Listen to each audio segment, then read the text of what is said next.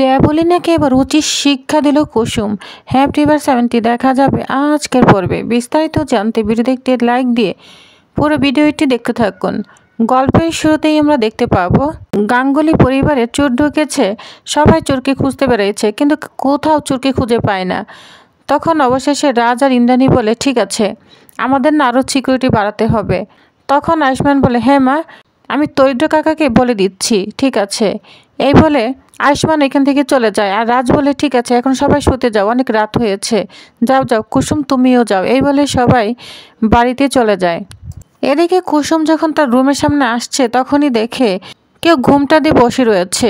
কুসুম তো চুরচুর বলে চিৎকার করছে। আর তখন আয়ুষ্মান কুসুমের আওয়াজ শুনতে পায়। তখন আয়ুষ্মান বলে, কুসুমের আওয়াজ না।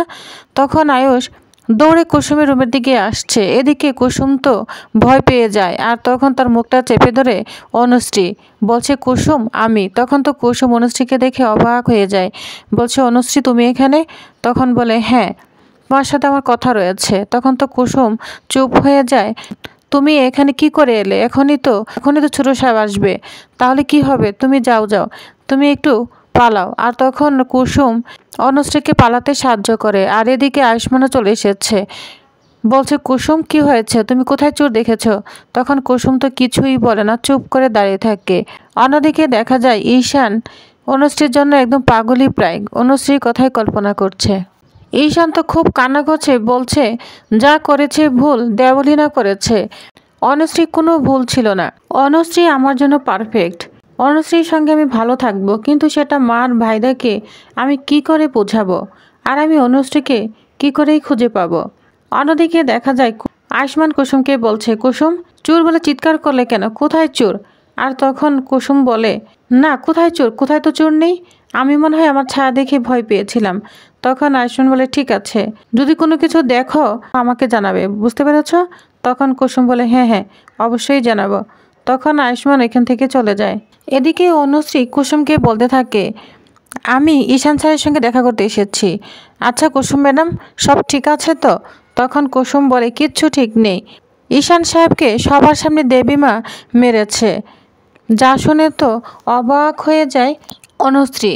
এদিকে আয়ুষ্মান কান্না করে করে বলতে থাকে, আমি জানি অনুশ্রী, তুমি আমাকে ভালোবাসো, আর আমিও তোমাকে ভালোবাসি, কিন্তু আজকে যা হলো, তারপর তো সবাই ভাবছে আমি অযোগ্য, আমি অন্য কারোর জন্য বদলাইনি। জানো তো, আমি শুধু না তোমার জন্য বদলেছিলাম। তুমি যেভাবে বিশ্বাস করে আমার পাশে থেকেছো, আমার সাথে থেকেছো, এভাবে কেউ থাকেনি, জানো তো। আর আজ তুমি নেই, আমি আবার আগের মতো হয়ে যাব, আবার আগের মতো পার্টি করব, সব কিছু করব।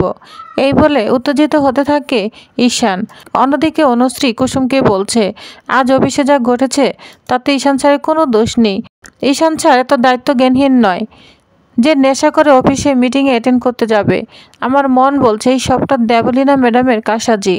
কুসুম ম্যাডাম, আমার না ঈশান স্যারের জন্য খুব চিন্তা হচ্ছে, তাই আমি এখানে চলে এসেছি। কুসুম বলে, কিন্তু অনুশ্রী, তোমার এখানে আসাটা উচিত হয়নি, কেউ যদি তোমায় দেখে ফেলে তাহলে কি হবে?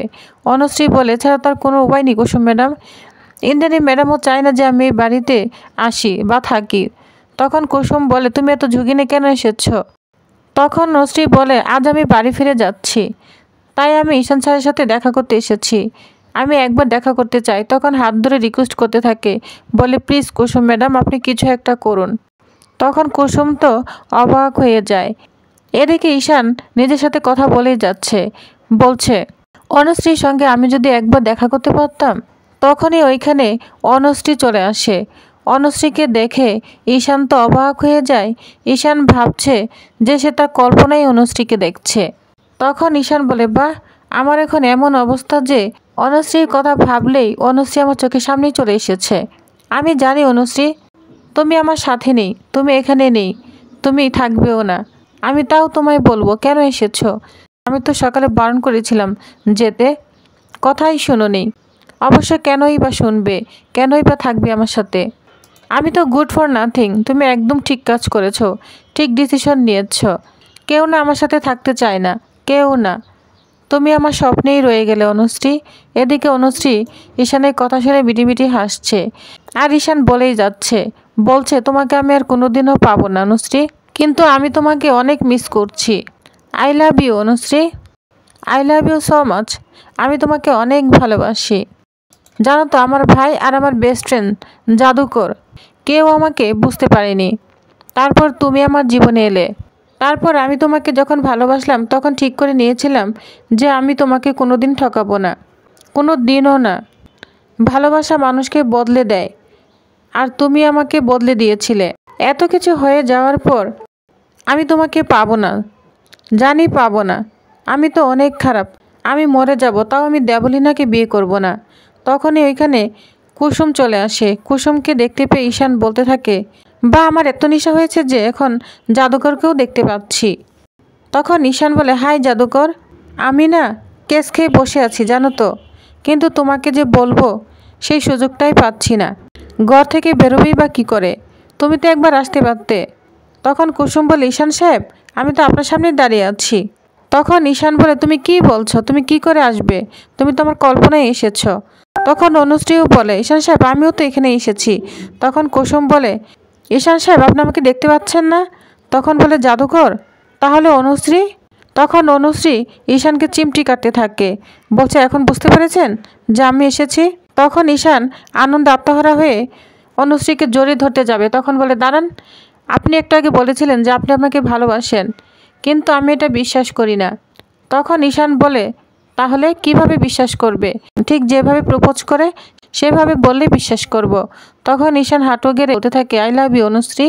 আমি জানি কথাটা বলা খুব সহজ, কিন্তু আমি সত্যিই তোমাকে ভালোবাসি। আমি তোমার জন্য নেশা করা ছেড়েছি। আজ রোশন আমাকে নেশা করিয়েছিল, বাট আমি প্রমিস করছি তুমি আমার সাথে থাকলে না আমি সব কিছু ছেড়ে দিব। অনুশ্রী আর কুসুম অনেক খুশি হয়ে যায়। তখন ওইখানে আয়ুষ্মান চলে আসে, বলছে, আমাকে আর মাকে ছেড়ে দিতে পারবি তো? যা শুনে তো ঈশান, অনুশ্রী সবাই চমকে যায়। তখন আয়ুষ্মান অনুশ্রীকে বলে থাকে, কী বলো অনুশ্রী, তুমি এখানে কেন এসেছো? তোমাকে মা নিজে বের করে দিয়েছে। আর কুসুম তুমি কেন এটা করলে? তুমি তো কখনো মিথ্যা বলো না। যখন চুরচুর করেছো তখন আমি বুঝতে পেরেছি, কিন্তু কিচ্ছু বলেনি, দেখেছি তুমি কতদূর যেতে পারো। তুমি তো তোমার দেবীমার সাথে কখনোই মিথ্যা বলো না, আজকে কোনো মিথ্যা বললে। তখন কুসুম ঈশানকে বলে, ঈশান সাহেব আজকাল চুপ করে থাকবেন না, আপনি বলুন সমস্ত কিছু ছোটো সাহেবকে খুলে বলুন। আর তখন ঈশান সমস্ত কিছুই আয়ুষ্মানকে খুলে বলছে, ওকে আমি অনেক আগে থেকেই ভালোবাসি। কীভাবে ভালোবাসি সব কিছুই বলা শুরু করে দেয় আয়ুষ্মানকে। বলছে, ভাইদা আমি তোর কাছে জীবনে কিচ্ছু চাইনি, একটা জিনিস চাই, তুই বল আমাকে দিবি। আমি অনুশ্রীকে অনেক ভালোবাসি, ওকে আমি বিয়ে করতে চাই। যা শুনে আয়ুষ্মান তারও রাগান্বিত হয়ে যায়, বলছে, এটা কখনোই সম্ভব নয়, আমার মায়ের ডিসিশন এটা কখনোই বদলাবে না। তোর কাছে দুটো অপশনই আছে, অনুশ্রীকে নিয়ে এই বাড়ি ছেড়ে সারা জীবনের জন্য চলে যাবি, অথবা অনুশ্রীকে বাড়ি থেকে তাড়িয়ে দিবি। তখন ঈশান বলে, ঠিক আছে, তুই যখন আমার কোনো কথাই শুনবি না তাহলে আমি অনুশ্রীকে নিয়ে এই বাড়ি ছেড়ে চলে যাব। তখন ঈশান অনুশ্রীকে টানতে টানতে নিয়ে চলে যায়। এদিকে আয়ুষ্মান কুসুমকে বলে, দেখেছ অনুশ্রী ভালো মেয়ে, ও আমার ভাইকে নিয়ে সত্যি যাচ্ছে। ওই একবারও বোঝালো না যে এটা ঠিক নয়, কাউকে পরিবার ছেড়ে নেওয়া উচিত নয়। এদিকে অনুশ্রী আয়ুষ্মান অনেক দূর চলে এসেছে, কিন্তু আয়ুষ্মান কিছুতেই অনুশ্রীর কথা শুনতে চাচ্ছে না। অনুশ্রী বলে, দাঁড়ান ঈশান স্যার, এভাবে আমি কখনোই আপনাকে নিয়ে যাব না। আমি আপনাকে ভালোবাসি ঠিকই, সবাইকে আলাদা করে যেতে পারবো না, বুঝতে পেরেছেন? আজকে থেকে আপনার পথ আর আমার পথ আলাদা। তখন ঈশান বলে, আমি তোমাকে ছাড়া বাঁচবো না অনুশ্রী। তখন বলে, আপনাকে বাঁচতে হবে, আপনার মায়ের ডিসিশনই আপনাকে নিতে হবে, বুঝতে পেরেছেন? আপনি আমাকে কথা দিন, আপনাকে অনেক বড় হতে হবে, সবার চোখে যোগ্য হয়ে উঠতে হবে। তখন কান্না করে করে কথা দেয় ঈশান অনুশ্রীকে, আর তখন অনুশ্রী তাকে জড়িয়ে ধরে কান্না করতে থাকে। এরপর অনুশ্রী চলে যায়, আর এগুলো আড়াল থেকে কুসুম আর ঈশান সব দেখতে থাকে। তখন কুসুম বলে, দেখলেন তো অনুশ্রী খারাপ নয়, অনুশ্রী ঈশান সাহেবকে রেখে ঠিক চলে গিয়েছে। আয়ুষ্মান যা দেখে একটু অবাক হয়ে যায়।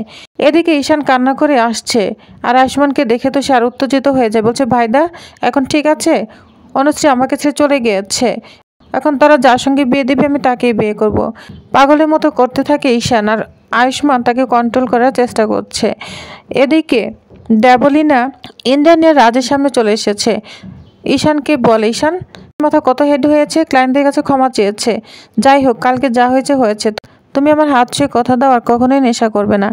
তখন ঈশান তার হাতটা একদম ছেড়ে দেয় আর বলে, মা তুমি একবার জানতে চাইলে না আমি কেন এমন করেছি? তখন তো অনেক ভয় পেতে থাকে দেবলীনা। এদিকে কুসুমকে তারেক পিসি বলতে থাকে, জানো তো কুসুম, ঈশান ছাড়া না কোনো দোষ নেই, যা করছে দেবলীনা ম্যাডাম করছে। দেবলীনা ম্যাডাম ঈশান সাহেবকে উস্কিয়ে দিচ্ছে যাতে সবার চোখে খারাপ হয়। তখন কুসুম বলে, হ্যাঁ এটা আমিও বুঝতে পেরেছি, কিন্তু ঈশান সাহেবকে মাথা ঠান্ডা রেখে সব কাজ করতে হবে, সবার চোখে ভালো হতে হবে, কিন্তু এটা কি করে সম্ভব? এটা বলে কুসুম তো অবাক হয়ে যায়। তো ভিউয়ার্স, তার নেক্সট আকর্ষণীয় পর্বে আর কি হতে চলেছে? কুসুম কি পারবে এবার ঈশানকে সবার সামনে যোগ্য করে তুলতে? তো কি হতে চলেছে নেক্সট আকর্ষণীয় পর্বে জানতে অবশ্য আমার সাথেই থাকুন। ধন্যবাদ।